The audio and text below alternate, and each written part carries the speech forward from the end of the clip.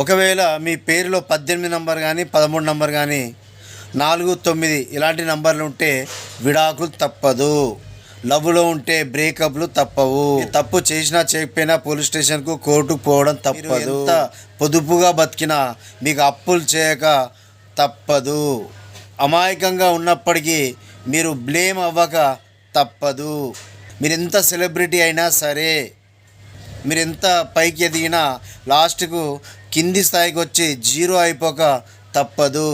So నేను చెప్పేది ఏంటంటే, మీ డేట్ ఆఫ్ బర్త్ ఎంత పర్ఫెక్ట్ ఉన్నా సరే మీ పేరులో ఈ నంబర్స్ ఉండకూడదు.